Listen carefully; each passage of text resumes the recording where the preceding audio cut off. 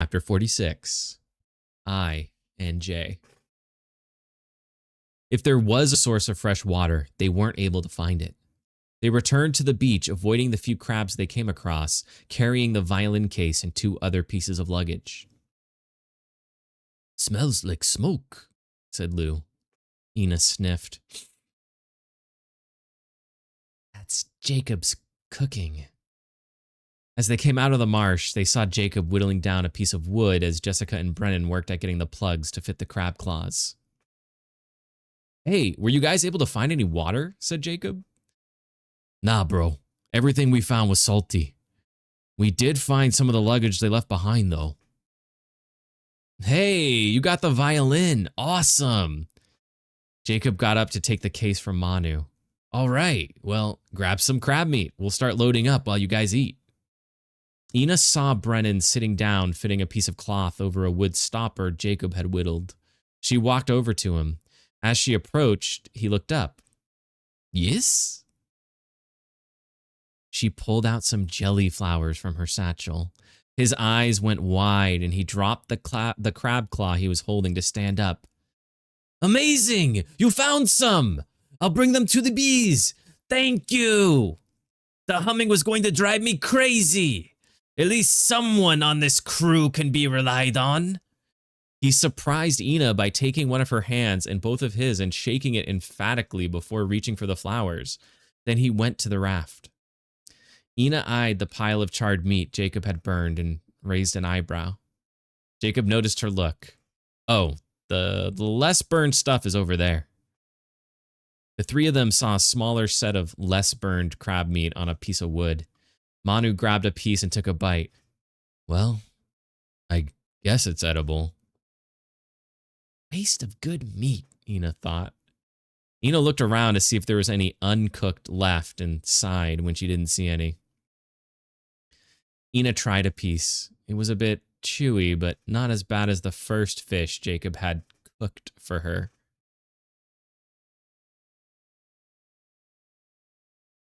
"How's that?" Jacob said as he shaved a final chip of wood off the stopper he was carving and handed it to Jessica. She tried to slide it into the open end of the crab claw and it fit like a glove. "Nice. What was the last one?" "Now we need water to put in them," said Jessica.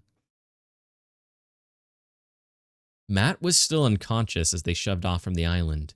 Intermittent gusts of wind had increased into constant blowing, rippling along the survivors' clothes. The sun was well into its descent, with a few hours of daylight left. They took stock of the supplies in the containers they found and realized they only contained some random articles of clothing and the violin. Nakamura had obviously kept everything good. "Thieving human," Ina thought.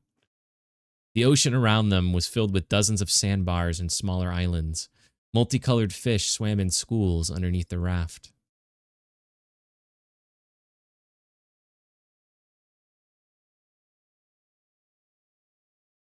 "Any island that looks like it has enough trees to have a source of water, we should stop to look."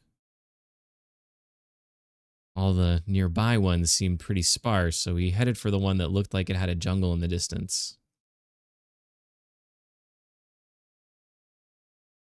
"Jessica, when do you think Matt will wake up?" "I'm not sure his wound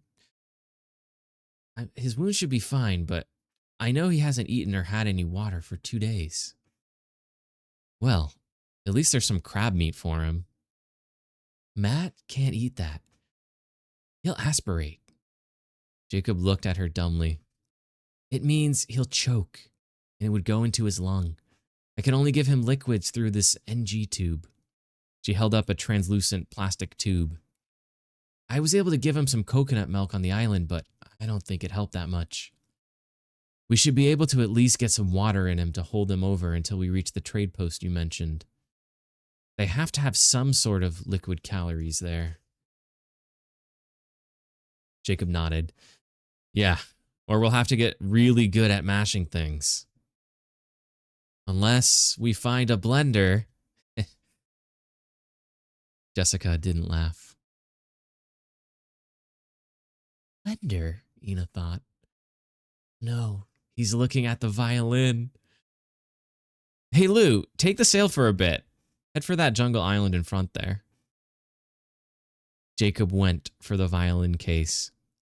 Don't, said Ina. Bro. Jessica looked at them as Jacob popped open the lid and got it out.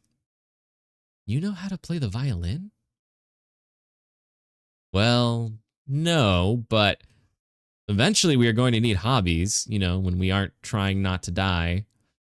I always thought it would be cool to learn an instrument, but never had the time for it. I figured out how to get it to make sound earlier. You got to put that resin stuff on the bow. Look. Ina shoved her fingers in her ears, as did Manu. Jacob went to stroke the strings. Ina suddenly remembered the bees. Wait, Jacob!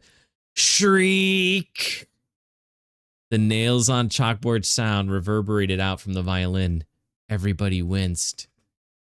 You idiot, said Brennan as the bees woke up with a vengeance, and they seemed to be able to tell what had made the noise and charged Jacob. Uh-oh. Ow! The first bee stung Jacob and he put the violin down and scrambled to jump off the raft. The bees pursued him and hovered in the air where he had disappeared into the water. When everyone realized the bees wouldn't attack them, they relaxed. He's an idiot, said Ina as she shook her head with a hint of a smile on her face. Manu chuckled. We need to keep him away from that thing. A thought occurred to Ina. Maybe she should tell the others what she was. Jacob hadn't seemed to mind, and it seemed like they liked her well enough. It would make things a lot easier when they got to the trade post, and she could stop wearing the hoodie when she slept. Maybe tonight, he thought. After the bees calmed down, Jacob pulled himself into the raft, dripping onto the bamboo wood. He eyed the bees with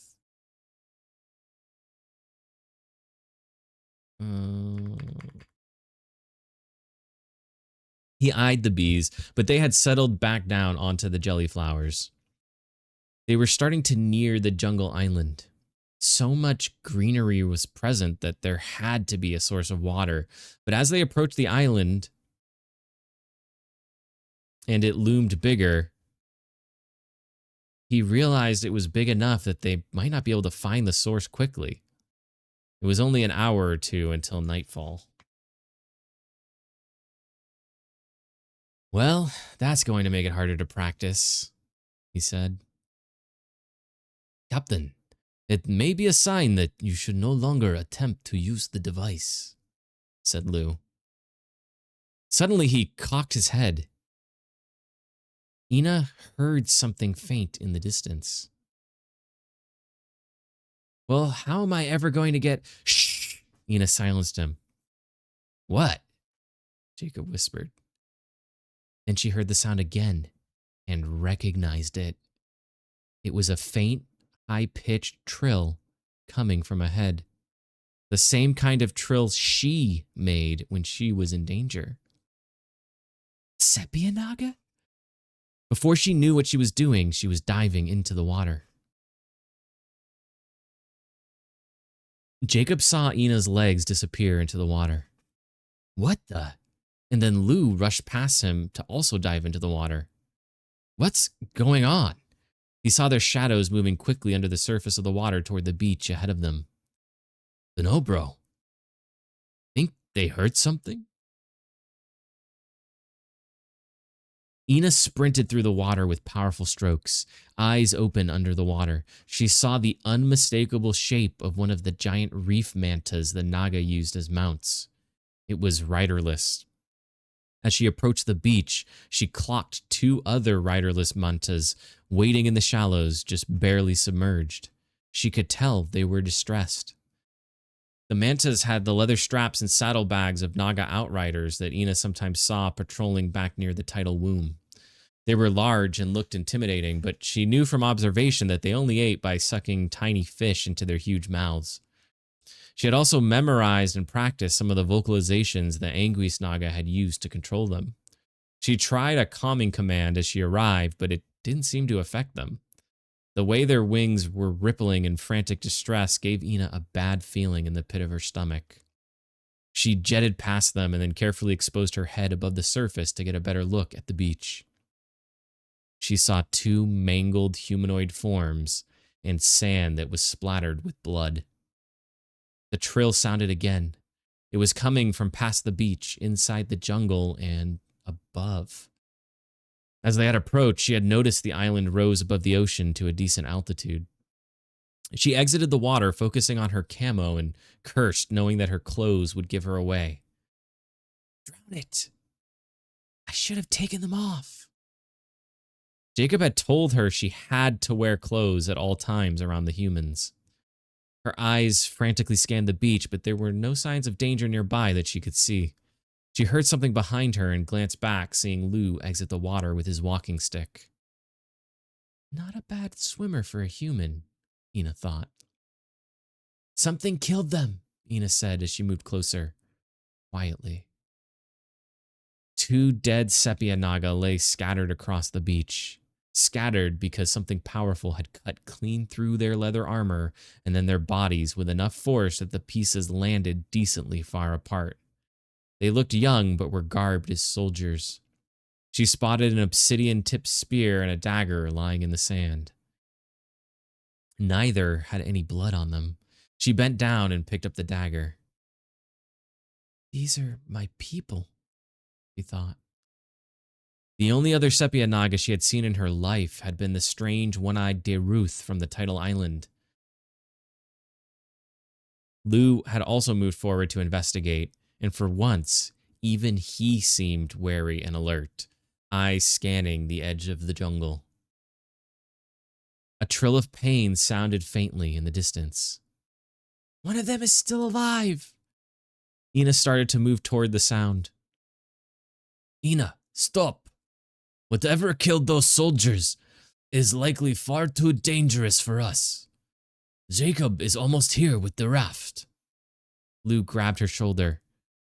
You don't understand. She shook him off and ran after the sound.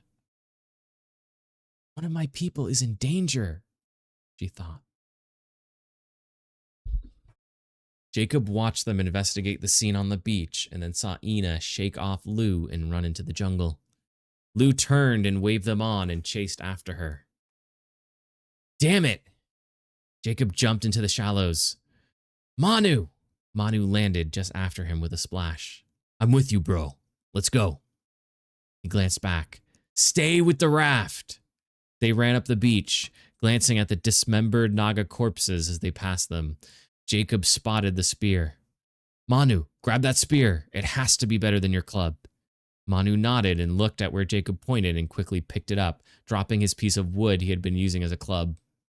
As they moved into the jungle, they spotted a line drawn in the dirt leading them on. Had Lou left the mark for us to follow? Follow me, Manu, Jacob said. Ina ran in the direction of the sound as best as she could. As the terrain started to increase in elevation, she could feel her 3 hearts pumping hard. Now that the foliage and undergrowth were dense, she could see where something big had moved through the jungle and up the slope. Squashed plants and small trees bent outward or snapped littered the way forward. The ground started to become more rocky and steep as she spotted the mouth of a cave looming in front of her. It wasn't just a small crack in the hill, it was a large opening, 3 times her height and more wide than that. More a hole than a doorway. As she reached the edge and looked in, she saw what looked like a diagonal sinkhole. Not completely vertical, but steep enough that if you started to slide, it would be hard to stop. Indeed, large drag marks of mud were visible leading downward. The sunlight only illuminated the first 30 or 40 feet, not enough to see the bottom. Ina, we have no source of light. It would be unwise to go down, said Lou. For the first time, Ina paused. If things go bad down there, it will be hard to get out, she thought. The trill of pain reverberated loudly up from the cave. Lou, turn around. Ina, what are... Ina started to take off her sundress. Lou immediately turned around, averting his gaze. What are you doing? She quickly ditched her clothes and satchel. Holding her obsidian rock in one hand and new dagger in the other, her skin shimmered, melding into the background. She became invisible and descended.